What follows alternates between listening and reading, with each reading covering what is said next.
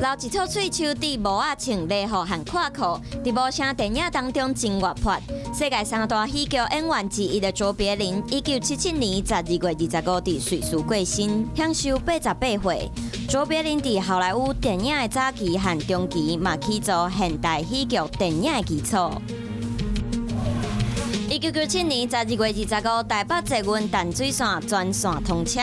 淡水线是台湾第一条用传统铁路来改造捷运的路线。沿线站以南是地下路线，以北是高架路线。